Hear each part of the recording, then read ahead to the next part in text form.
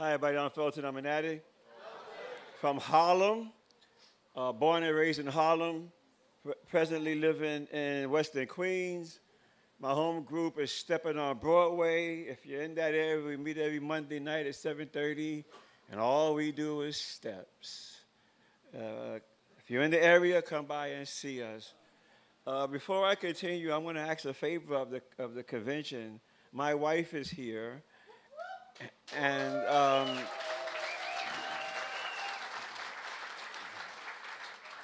she never used drugs, poor soul.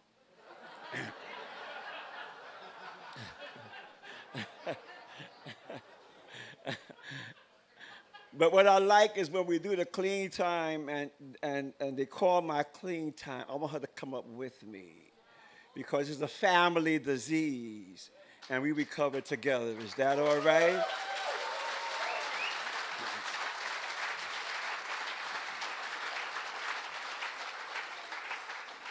Not only that, but I want her to experience what I experienced when I'm down here because South Africa gives some of the best hugs I've ever seen at any convention.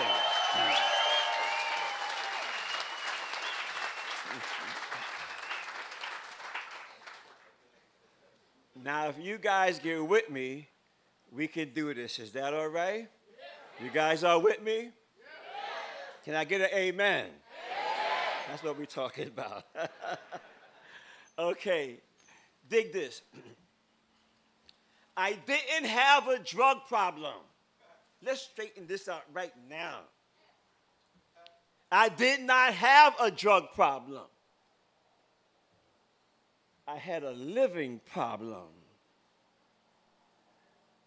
Narcotics Anonymous is a fellowship of men and women who are learning to live without drugs. Did you hear that? Narcotics, I didn't write this.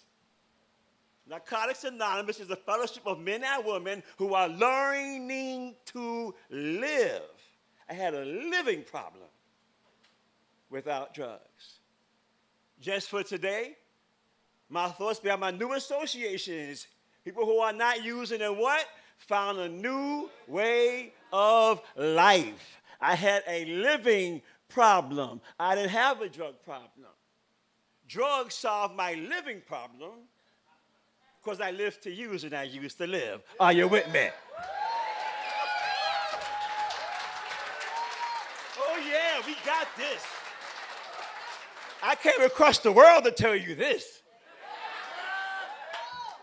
Drugs solved my living problem because I lived to use and I used to live.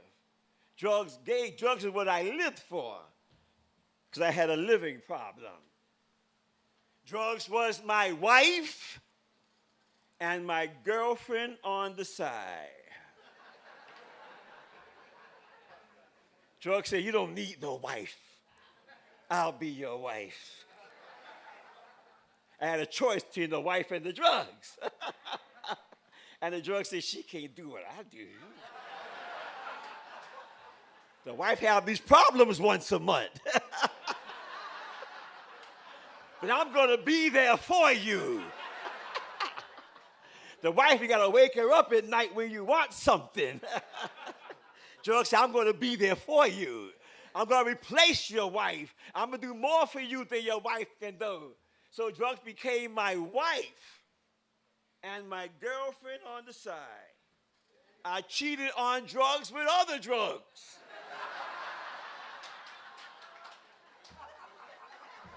Somebody say amen. When I couldn't get the drugs that I wanted, I used something else. I cheated on my choice of drug by using other drugs. Drugs was my wife, and it was my girlfriend on the side. Drugs was my religion, and drugs was my God. When I set my table up with all my paraphernalia, and I got my matches and my equipment, and there was fire, and there was smoke, it was an altar. I built an altar. I had my drinks and I'm not going to be too descriptive, my equipment and all this stuff here, and there was smoke and fire going on and stuff going up and that. I had built an altar. Drugs was my religion. And I kneeled down to my altar. And I used drugs religiously. I like the way folks say, NA is not a religious program. And I say to them, but I make meetings religiously. And so I kneeled down to my altar. And I worshiped my drugs. Drugs was my religion and my God. And when I used drugs and when I dropped, I said, oh, Lord, have mercy.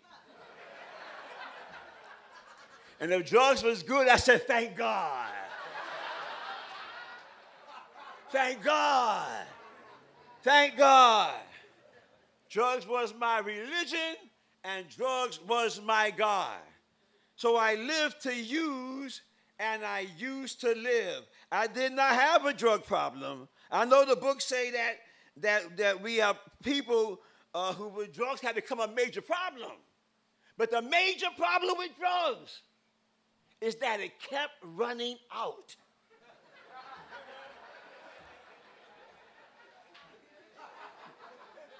That's the only problem I had with it. It just kept freaking running out. If drugs didn't run out, I'll be using drugs right now today. But it kept running out. And when drugs run out, that's when the problem begins. I want you to know today that an addict, an active using addict, ain't gonna rob nobody. I don't know what's this misconception out there. But an addict using drugs don't rob nobody. But when the drugs run out,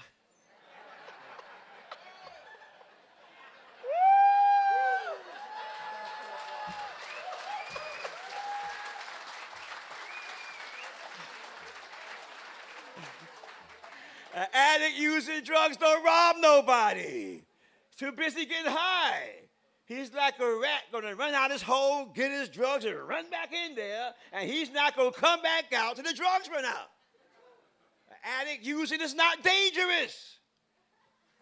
But when the drugs run out, when the drugs run out, and that says to us that I'd rather do anything but to face reality without drugs. They say the number one reason a person admits they got a problem is that the drugs run out.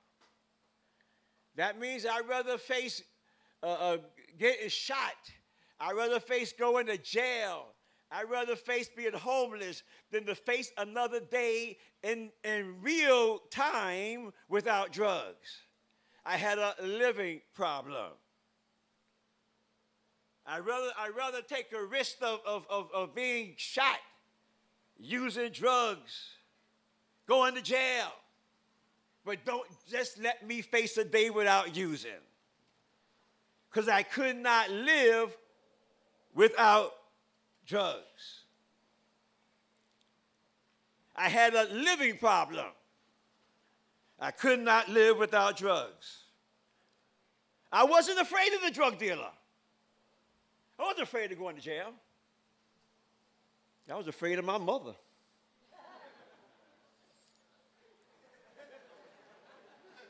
You with me? I wasn't afraid of going to jail. I was afraid of going home. Are you with me? I had a living problem. I wasn't afraid of overdosing and shooting and using rat poison. I was afraid to answer the door.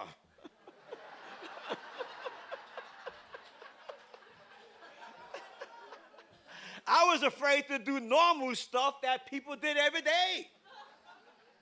I had a living problem. I didn't have a drug problem. Narcotics Anonymous is a program for men and women who are learning to live after the drugs has stopped. I had a living problem. I wasn't afraid of using rat poison. I wasn't afraid of going to jail. I wasn't afraid of getting hit upside the head. I was afraid of going home. I was afraid of seeing my kids. I was afraid of waking up and face another day without drugs. That was the most scariest, frightening thing in the world, to have to wake up one day and not have no drugs. You know what keeps me clean? I call it 5, 4, 3, 2, 1. When you got like 5 pieces of drugs, and then there's 4, and then there's 3, and then you got, what keeps me clean is when you got 2 left, and you got 2 left, and then there's 1.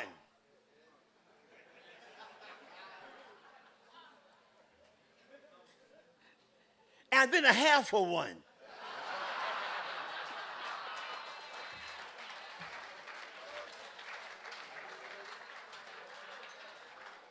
And then a quarter. And then you drop that motherfucker on the floor. Holy shit.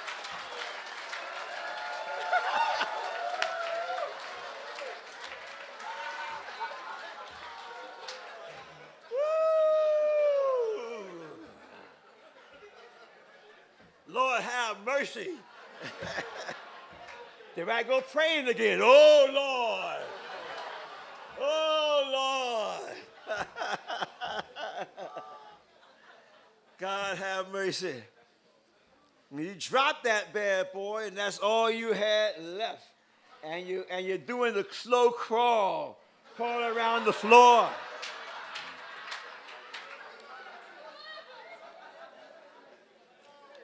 Don't have a cat with cat litter all around. I'll be sniffing and tasting all kind of stuff.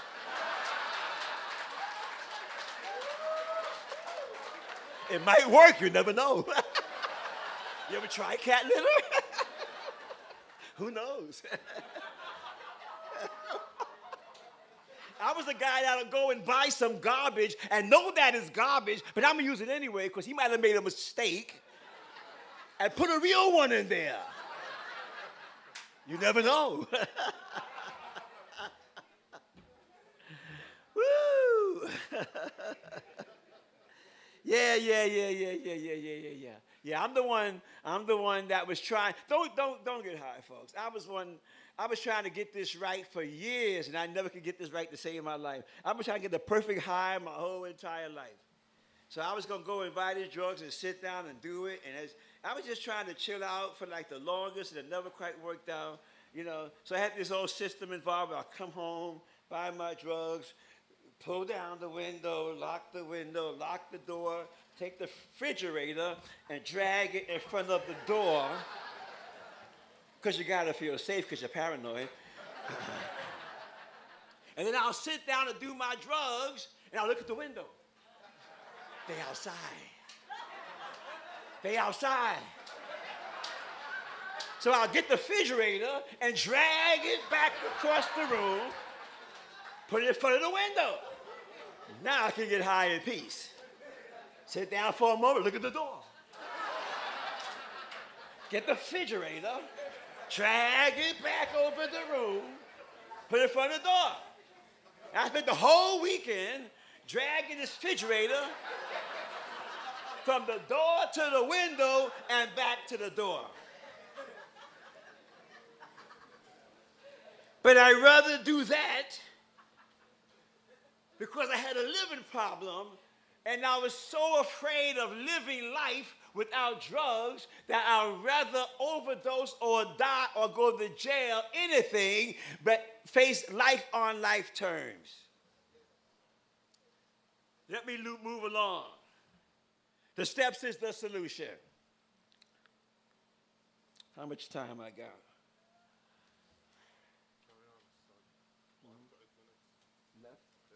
Okay. Tomorrow I'm speaking somewhere. Find out where it's at and come if you can. I'm going to finish this up there. My time is not going to allow me. It's a 12-step meeting. All right? Dig this. Dig this. Having had a spiritual awakening as a result of these steps. The awakening comes as a result, right, of the steps. Okay. Now, if I ask you how to go to the bathroom, and I said, go out this way and go straight down here, and you're going to find a bathroom, and you end up in Joburg, right? What can we assume? Either I gave the wrong direction or you made a wrong turn. Our book say that our steps has a result. Having a spiritual awakening as a result. Our awakening comes as a result of doing steps. There might be a lot of spiritual experiences in life, but the one described in the book of Narcotics Anonymous is the spiritual awakening that comes as a result of the steps. Which means if I did the steps and I have not had some kind of spiritual experience, I did something wrong.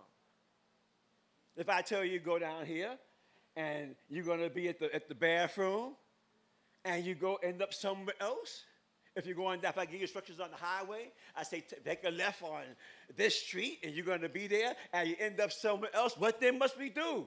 U-turn, go back to where you made a mistake in your step work, correct it, get back on course. Because if you're doing it on course, the steps will lead to a result, and that result a spiritual awakening. I didn't write this. Have the spiritual awakening as a result of these steps, then we're able to carry the message to adequate still surface and practice these principles in all our affairs. I had a living problem, and the solution is in the steps. Because I needed the spiritual awakening, and the word awakening in our book is translated refreshing, and it's also translated revival. How you like that word? I needed a spiritual revival to have the power or the strength to face life on life terms. I could not do it on my own. And now we're going to try to bring it in for you. I could not face life on life terms. I was scared to go to the mailbox. I couldn't do anything. I went to get a job interview. I got to get high first. You know how that goes, right? As soon as I do this little hit, I'm going to go up there and get this job interview. I don't want to mention my love life. You want to get down, baby? Woohoo! I'm going to rock your boat. Yeah. Wait right here.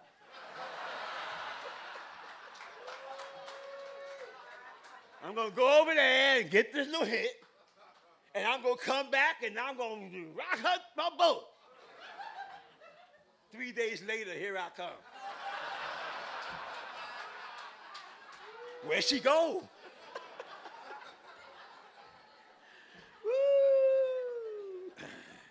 So I couldn't live life on life terms. So I used drugs to escape from dealing with life. So I was like Dorothy. You remember the Wizard of Oz? I was like Dorothy in the Wizard of Oz. Every time I used drugs, I went off to Oz.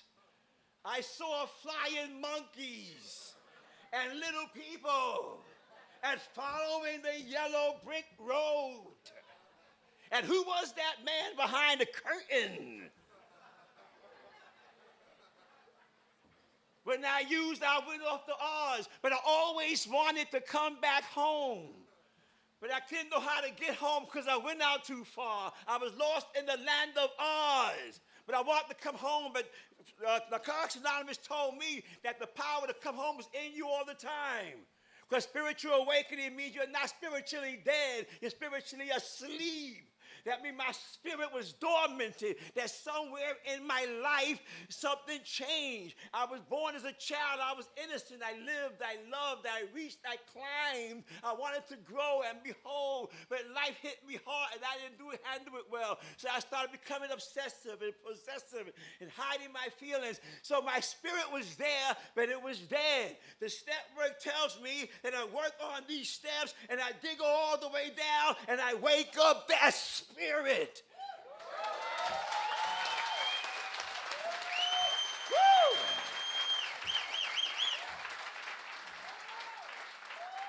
Wake it up. Wake it up. The steps is a process of waking up the spirit. That's why every step counts. Every step counts. Every step counts. Every step counts. Every step. Every step. Every step. Every step. Every step. Every step. Every step counts. So I wake up that spirit. And just like Dorothy, I crack my heels and I'm home now. I'm home. I'm home to my family. I'm home to my friends. I'm home to my loved ones. I'm home. I'm home to my kids. And guess what, people? There's no place like home. And finally, because this young lady here made a request, some of you heard it before, and here we go again. This is how I describe recovery in my life. I was cruising on a cruise. I just was cruising. I didn't have no intentions of creating all this ruckus in my life. I just wanted to get high. Just wanted to feel good. So I was on the cruise. Come on the cruise with me. I was cruising on this cruise. But I went out too far. And I couldn't get back. And my ship was going down. I went out too far. I was just getting high. I didn't plan to do all this mess. But I went out too far. And I couldn't get back. And my ship was going down. And there's sharks in the water eating after me. And so I look out and I see an island out there. And I say to myself, if I can make it to that island, I'm going to be all right. So I get a piece of the ship and I make a paddle and I'm paddling and the sharks are chasing me. And I make it to that island just in time. And I name that island the Island of Recovery.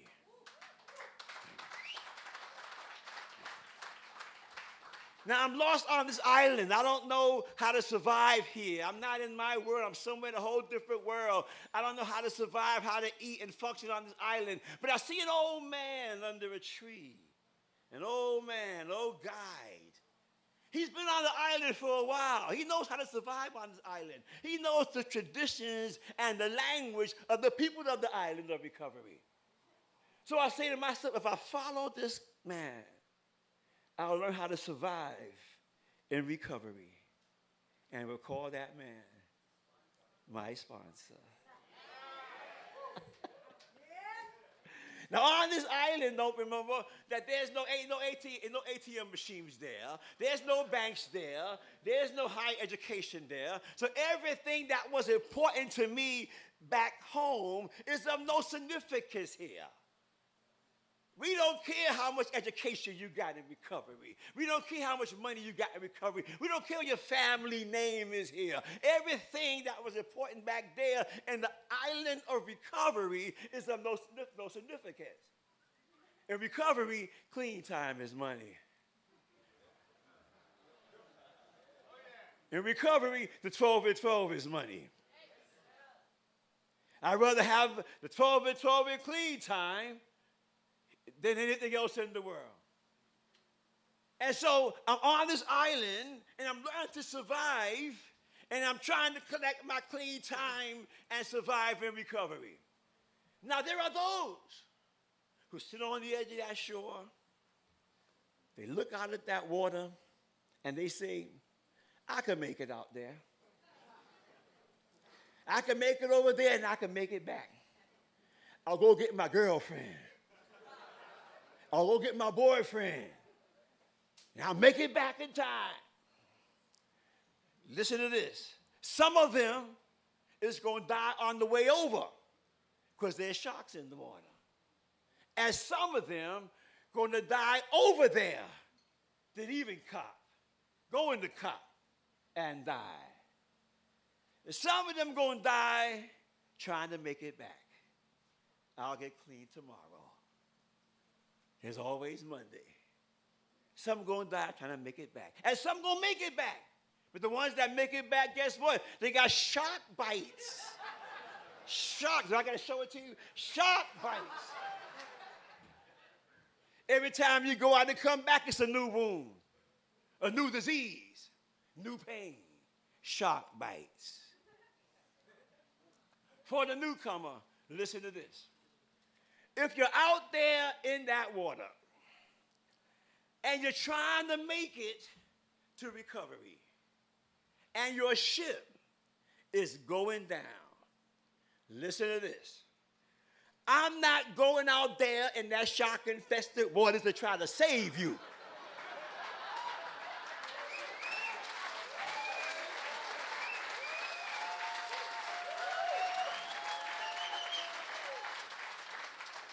Because those sharks will eat me up too.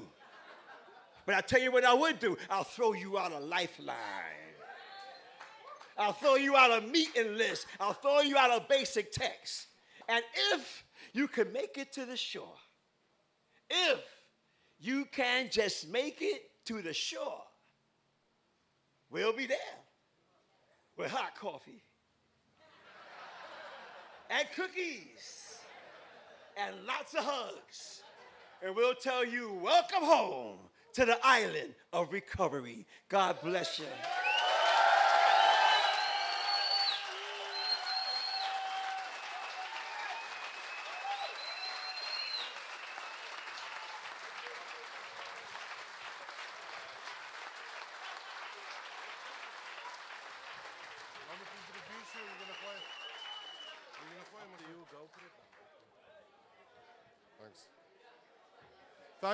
Thanks, Felton. Amazing. I'd now like to hand you over to Llewellyn J., our homegrown boy.